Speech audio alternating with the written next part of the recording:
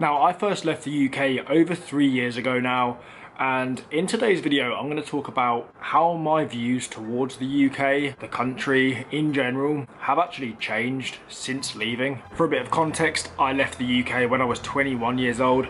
I'm now nearly 25 and I've been living out of the UK the whole time. I went back for one visit end of last year, which was the first time that I went back to the UK in almost 3 years. And I think after 3 years out of the UK, my views towards the country have definitely changed. I think you realise a lot about life in the UK, the people, the culture and stuff like that. When you move abroad, it becomes very clear, because when you live in the UK, you've never experienced anything different, so you have nothing to compare it to. When you move abroad and go travelling, you have a lot of other cultures and stuff to compare to what life was like in the UK. So today I'm going to list a few things where my opinion definitely has changed since leaving. So yeah, before we get into it, make sure you give the video a like and subscribe to the channel, and yeah, hope you enjoy the video. So the first thing I've realised since leaving is the cost of living is pretty bad in the UK.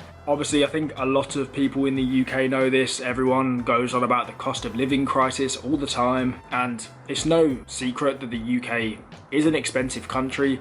But moving to countries like Australia, for example, it becomes very clear that the cost of living in the UK is pretty bad. For me, Australia has a much better cost of living than the UK. A lot of people would disagree with me on this because Australia is an expensive country, but from my experience, the wage is so much higher in Australia, so it balances out everything so much. I'd say the prices are fairly similar, but the higher wages in Australia make the overall cost of living, I thought, so much better than the UK. I can't compare everything because I didn't rent or anything in the UK, but food, activities, just day-to-day stuff, going out, drinking. Alcohol is expensive in Australia, to be fair, but in general, I found the cost of living in Australia a lot better. New Zealand, where I am now, is expensive. It's a very expensive cost of living. I'd say it's fairly similar to the UK, but particularly Australia. I also went to Southeast Asia, where obviously the cost of living is so cheap, mostly compared to the first place that I moved, and that was Australia.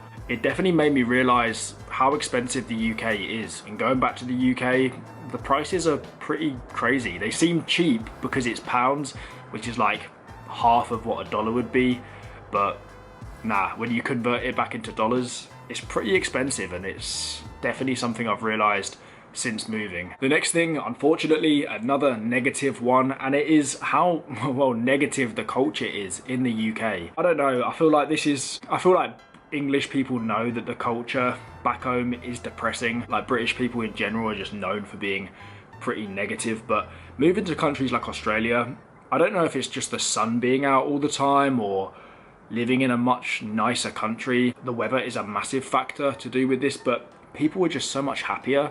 People are much more positive. You just go out in public, people would just smile at you and say hi a lot more than people would in the UK. The UK is just, it's just a negative culture, isn't it? And I've said this before, but people who have aspirations and people who do well for themselves get hated on so much. You see it so much on social media, particularly in the UK, is people are just so jealous and hate on anyone that does well. And most people in the UK are just stuck in a depressing cycle of going to work and repeating. So definitely moving abroad is, obviously, you know that it is a bit depressing, the culture in the UK, but when you move again somewhere like Australia, where the culture is so positive, it's healthy, it's like, do you know what I mean? It's a healthy, vibrant culture. It makes you realise how depressing and boring the culture is in the UK, for sure. There's definitely things that I miss about the UK culture, but you can't hide the fact that it is a lot more depressing than what it is in Australia, for example. The next thing is, we're going to come in with a positive one here, and that is that I actually really appreciate the UK countryside. Now, for me, there's no doubt that the scenery and the beaches and everything is obviously better in Australia, New Zealand and stuff like that. The scenery's definitely better, but one thing it's definitely made me realise is I do really appreciate the UK countryside. It's a lot nicer than I used to think it was. I used to not really, I think it was just boring, because I'm not gonna lie, the UK countryside, it is just forests and fields and stuff like that. When you've lived there your whole life, you don't really appreciate that.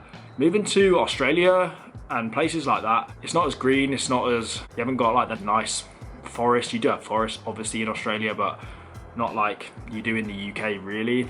Like realistically, I think one day we will return to the UK and live there.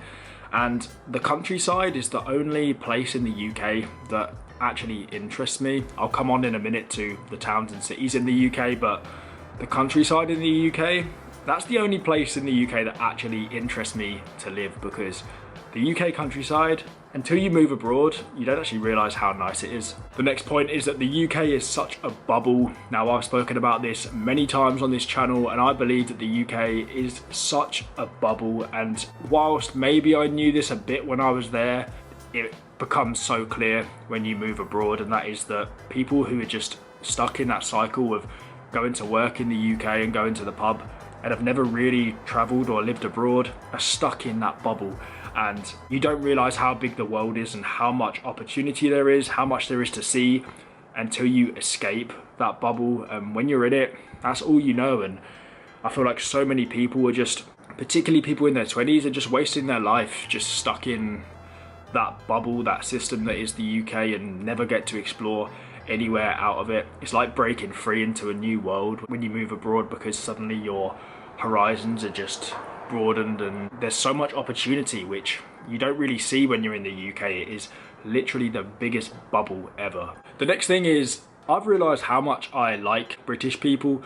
Now obviously I love British people. I had good friends and stuff back home, and obviously we definitely have the best humour in the world. But again, this became very clear when I moved abroad. As nice as people are, places I've travelled, Aussies are great, people in New Zealand are great, everyone in Asia is lovely, but I've never found people that I get the same connection with as I do with other English people. And we just get each other, do you know what I mean?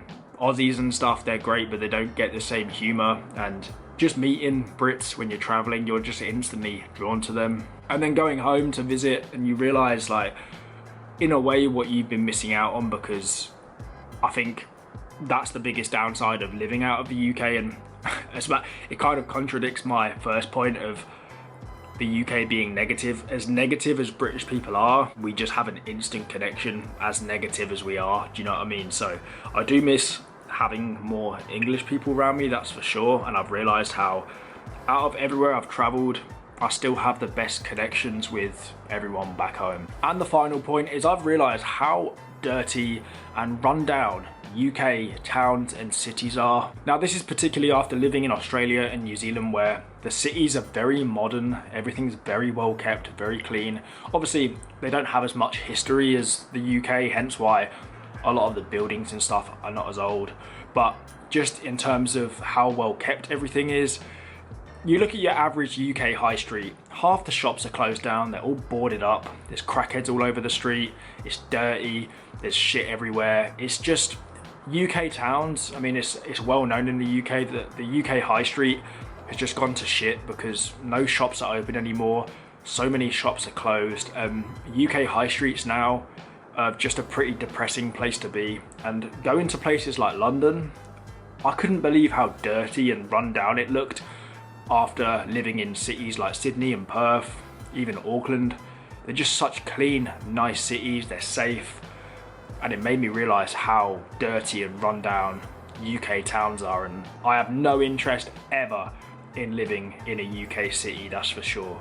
So they are some things which I realised about the UK after living abroad for 3 years.